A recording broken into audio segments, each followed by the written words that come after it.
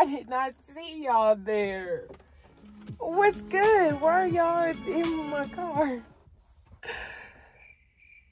Are y'all here for an intro? Oh, okay. I ain't gotta pop up on me like that. I give you intros, okay.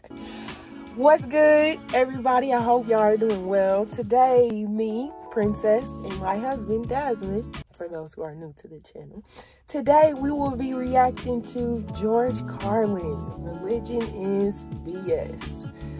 I'm definitely interested to see what he got to say, as I'm sure we all are. Religion is definitely a topic a lot of people have a lot to say about and a lot of different perspectives on. So I'm excited to see what the comments are going to be like too for this video. Well, y'all know the rest. Make sure that y'all like, comment, and subscribe. We appreciate it always. And it helps us on our journey right now, which is to 20K.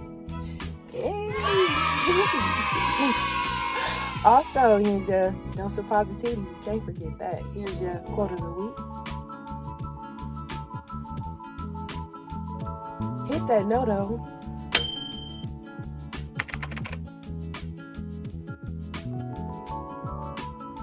And let's go ahead and get into the video.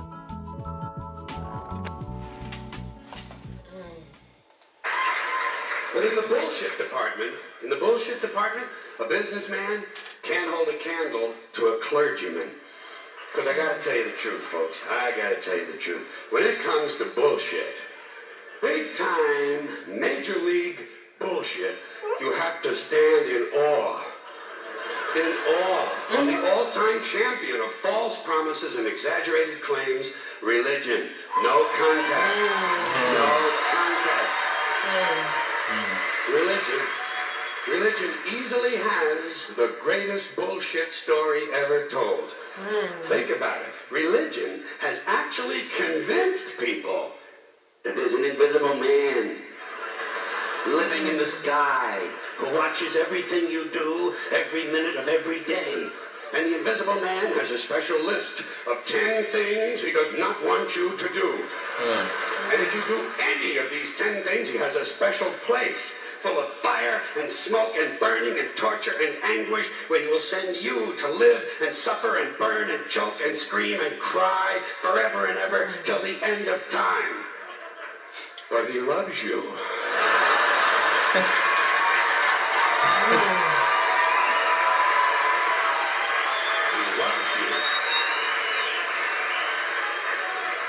He loves you and he needs money.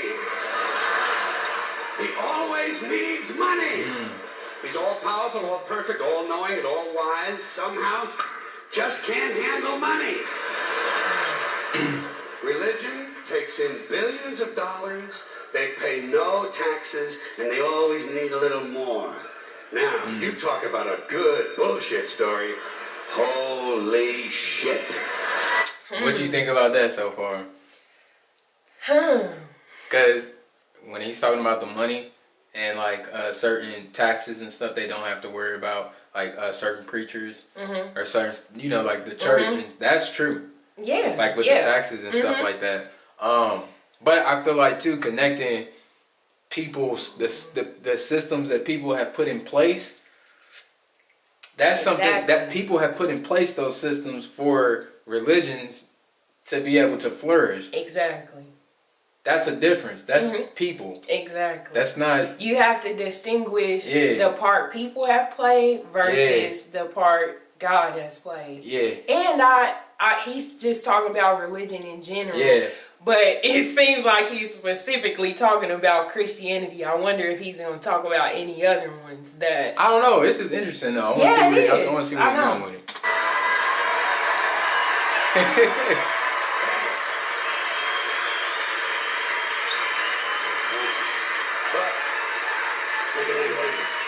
Thank you very much. Yeah, because God don't need money, people need money. I want you to know something. This is sincere. I want you to know, when it comes to believing in God, I really tried. I really, Really tried. I tried to believe that there is a God who created each of us in his own image and likeness, loves us very much, and keeps a close eye on things. I really tried to believe that, but I gotta tell you, the longer you live, the more you look around, the more you realize something is fucked up. Yes, absolutely. It's a cycle. Wrong here. Yeah. War, disease, death, destruction, hunger, filth, poverty, torture, crime, corruption, and the ice capades. What are the ice capades? Definitely wrong.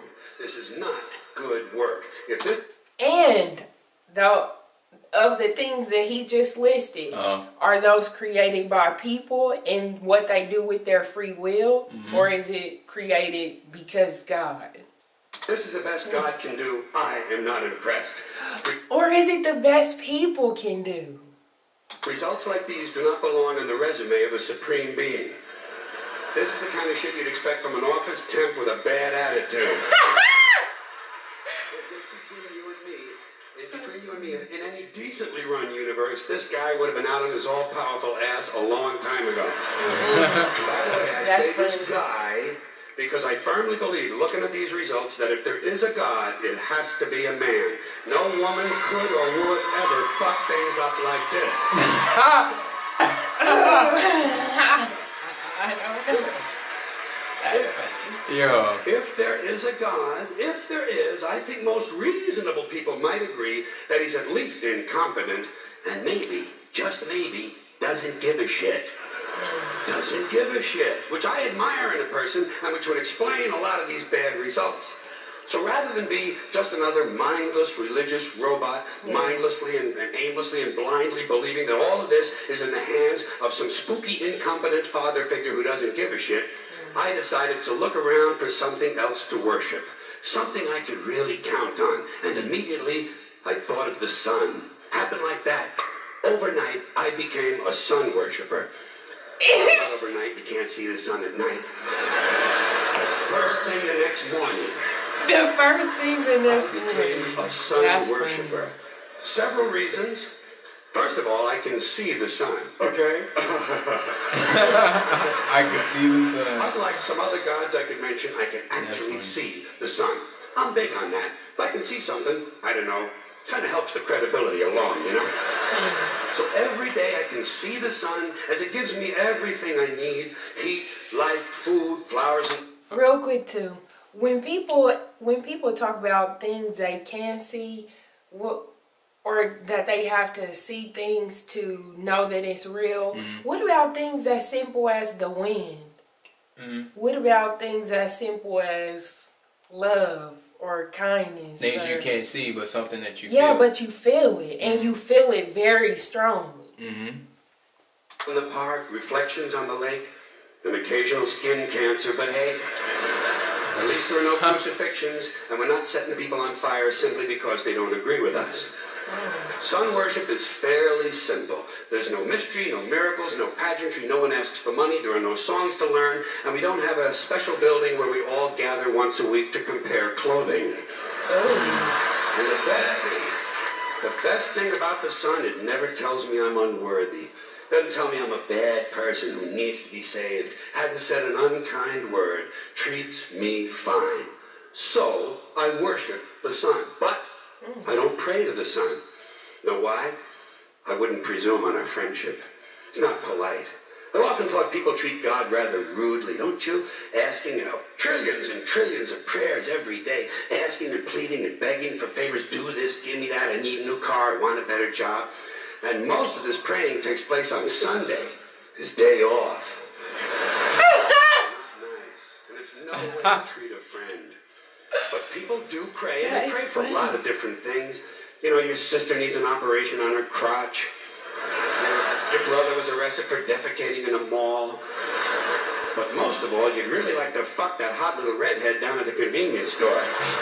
You know, the one with the eye patch and the club foot. Huh? Can you pray for that?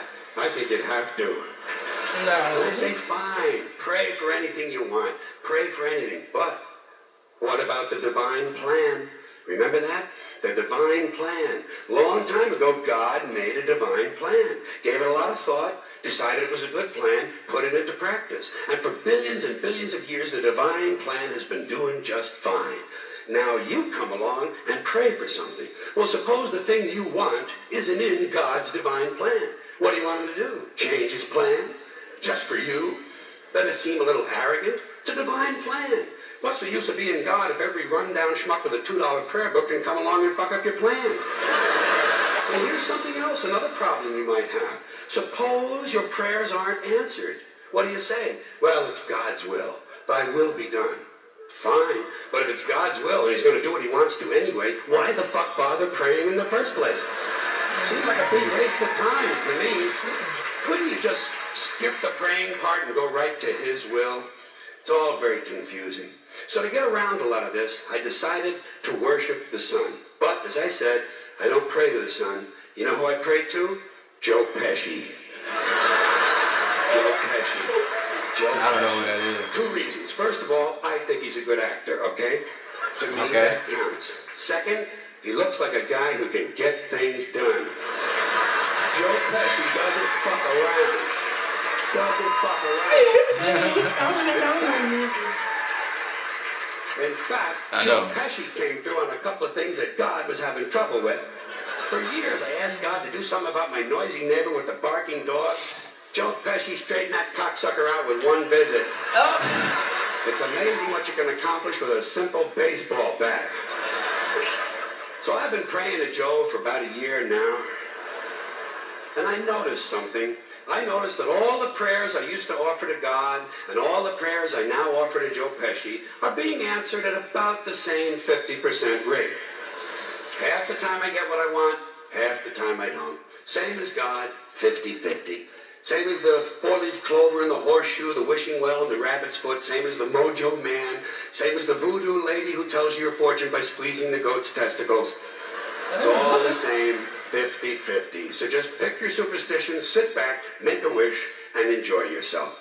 And for those of you who look to the Bible for moral lessons and literary qualities, I might suggest a couple of other stories for you. You might want to look at The Three Little Pigs. That's a good one. Has a nice, happy ending. I'm sure you'll like that.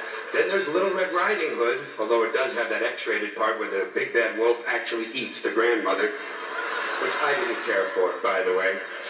And finally, I've often always drawn a great deal of moral comfort from Humpty Dumpty. The part I like the best, all the king's horses and all the king's men couldn't put Humpty Dumpty back together again. That's because there is no Humpty Dumpty and there is no God. None, not one, no God, never was. In fact, I'm gonna put it this way. If there is a God, may he strike this audience dead. Why? Why? Nothing happened. Everybody's okay. That's Right? Tell you what. I'll raise the stakes a little bit. If there is a God, may he strike me dead. See, nothing happened. Oh, wait, got a little cramp in my leg. And my balls hurt. Plus, I'm blind.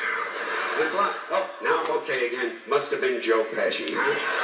Joe Pesci. Thank you all very much. Joe bless you. Thank you very much. Interesting perspective. Ooh. He was still funny. Yeah, he was. Yeah. He was funny. Yeah. It's interesting to see how everybody, each person's perspective on faith or God. Yeah, it is. It definitely is. A lot of the points that he brought up though, I feel like are the actions of people behind religion. Exactly. That's I think, go ahead. I don't feel like that necessarily apply. You know, each person, they can choose to believe what they want to believe in. Absolutely. We're not saying that you have to believe, you know, what we believe in. Yeah. Or anything like that. It's always great to hear other perspectives too, because it helps you know why you believe what you believe. Exactly. And I think for him, it kind of sounded like, you know, maybe he's been hurt by people just who were, because, and that's the thing, people think when they go to church, everybody is good. Yeah. Or everybody is there for the same reason. And they're not. Yep. Some people go to church to scope out the kids. Yeah. Some people, you know, people go for their own reasons. Yeah. Just because you're in a church or dealing with people who say that they're Christians doesn't mean that they're automatically good people or have good hearts. Exactly. And when he was talking about the money or them not even paying a lot of taxes. Yeah. Those are systems that have been in place by people. Yeah. But there's people that are in it for good intentions, and there's people that abuse that system for their own good. And absolutely. But I do think, listening to his perspective, you know, he's an older man. He's probably seen a lot in life. Like you said, death, war. You know, it's a cycle. Yeah. You see these things. You see these things over and over again. And I know, I've asked myself, why are all these things happening? Yeah. You know, like, why is this something common if God is real? Yeah, like, why does God allow it to happen? Yes. But at the same time, that's where I look at myself, and I have to start thinking realistically. We all have free will. Exactly. And these are all the actions that we as people, we commit. Exactly. Nobody forces you to God, whether you believe he exists or not. Yeah. He doesn't force you to lie. He doesn't force you to steal, to manipulate. And he doesn't work on our time. You know, on when we want something to change or, you know, want something to be better. He doesn't work on our time. And you know what? For some people, they can deal with that. Some people can't. And that's why I said it's up to you to decide, you know, where you stand on that, with that situation. Yeah.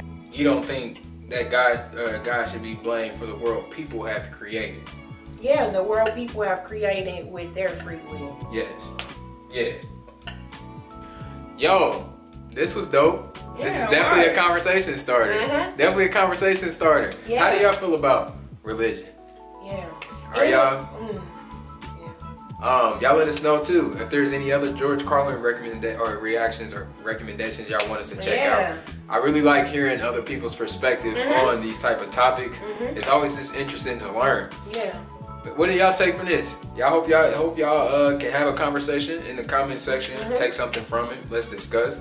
Thank y'all for chilling with us today. Make sure that y'all like, comment, and subscribe. All that good stuff. And we'll catch you in the next one. Peace out.